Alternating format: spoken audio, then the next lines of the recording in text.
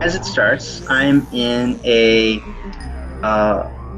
condo, very nice condo, apartment complex sort of thing. And the window, or I wake up in a bed, feeling a little bit sick, and I decide to stay in for the day. You know, you just don't feel like going to work or whatever, or school is what I had at the time. I look out the window, and the window's pretty big. It's pretty much a wall for the room. The room is modern, minimal setting. There's not very much things in it. Maybe just the bed, honestly, and like a hardwood floor. The walls are white, or grayish white kind of thing. And I look out to the window, and it's snowing outside. And what we're in is this big city, but the skyscrapers are arranged sort of like a forest of trees, and it's beautiful almost. You know, like with the white sky, clouds above, it's snowing, and we're the placement of the room within where we are is about the middle of a city. Okay, and this is more relevant a little bit later, but generally, you didn't need to go down to the bottom of the building to get from building to building. There were scaffolding and bridges connecting the tops and the middles of all the buildings. You didn't quite see it from the window, but later on, that detail will be more relevant, I guess. I wake up and I have a younger sister in this condo, and she's worse than I am. I'm just a little bit sick, maybe have a minor cold, a seasonal cold kind of thing. She's like almost dying, like really rough kind of thing. I do not have a younger sister. I have a older sister in real life. This is just a random younger sister. She somewhat resembles my older sister, but not like completely. So seeing her in her condition, I decide to leave the condo and cross these scaffoldings, these bridges from building to building. The thing was, I had to be careful because there were monsters roaming around the city, and these monsters were pretty big. They were in a sense, they swam through the air, and they were sort of whale-like, like as large as whales, and they kind of swam in that kind of pattern, I guess is how to say it. I had to be very careful because they were just going to gobble me up or something like that. And I had to look around, and I found somebody on the roof of another building, and there was I don't know what they're called, but it's like a section of the top of the building, sort of like where the air conditioning unit and all the utility stuff is. It's like on one side, I have the edge of the other building right here, and then there's another skyscraper going all the way up. And I find him leaned up against this utility section of the building. He's dead, dying, I don't quite remember. And he's rough.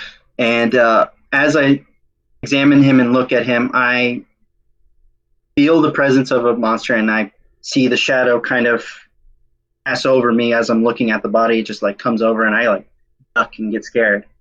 The guy's gone and dead, and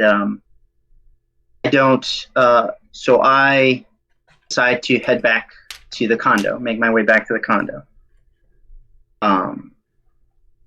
And when I get back to the condo, I find my younger sister dead.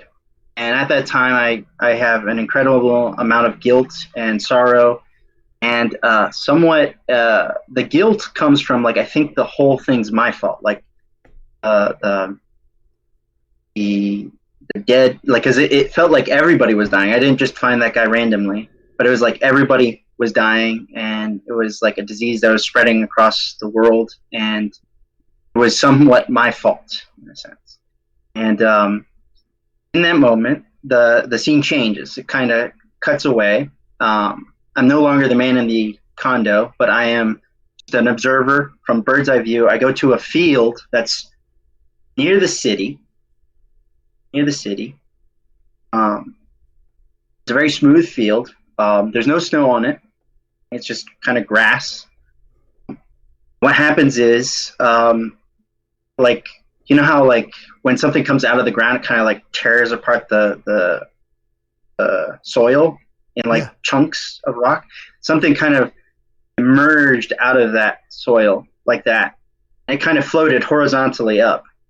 And it was the closest thing I could think to what it looks like is Evangelion Unit 1, if you've ever seen that anime. It wasn't purple, I wouldn't say, but it was kind of like a white and red color. It looked very much like it, kind of like an organic machine type of thing, you know.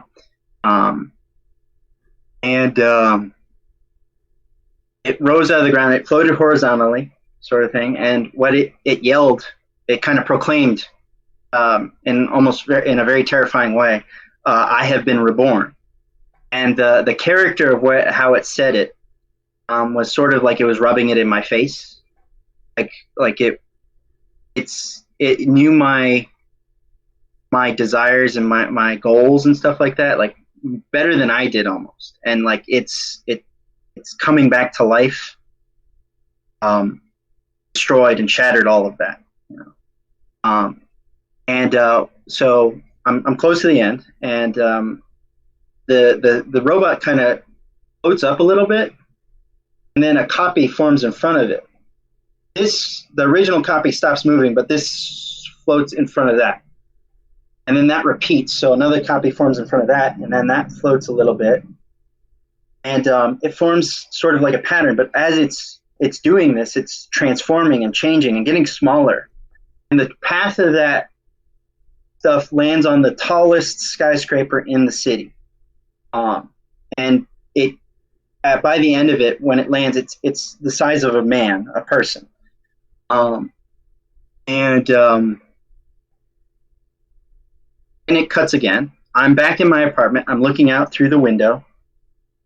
And instead of the forest arrangement, the skyscrapers are now lined up, and kind of like an interesting arrangement. Like they're kind of staggered. Like each row is staggered, but it's like they're lined up horizontally with their, like, be one right here, and they'll be lined up horizontally, and then there'll be another on the side, and they're lined up, but they're also lined up this way too in rows. So it's a hard arrangement to describe. And it's nighttime,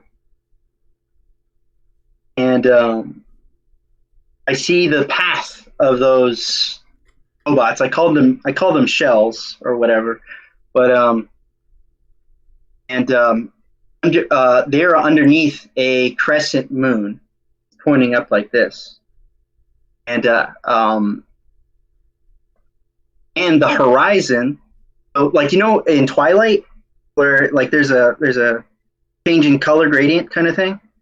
The color gradient is like white, red, and then black. Okay, so it has that kind of color to it. And then it cuts again. I'm at the base of the tallest tower, okay, where the robot shells or whatever landed. And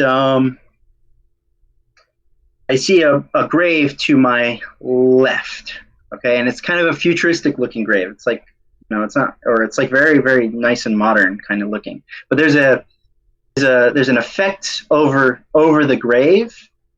I don't know if you ever played Dark Souls. I don't know how to describe it, but it's like a green effect to it. It's very nice and kind of almost warm looking green, and it's like a lighting effect, kind of streaks of green light kind of hovering over this. It doesn't look like an aurora, but it's like they're distinct lines of light that you can see that are kind of mixed about. There's an effect on Dark Souls, I don't know if your viewers might know, but it's like, I think once you have a stamina ring, it constantly, or some sort of equipment, it looks like that.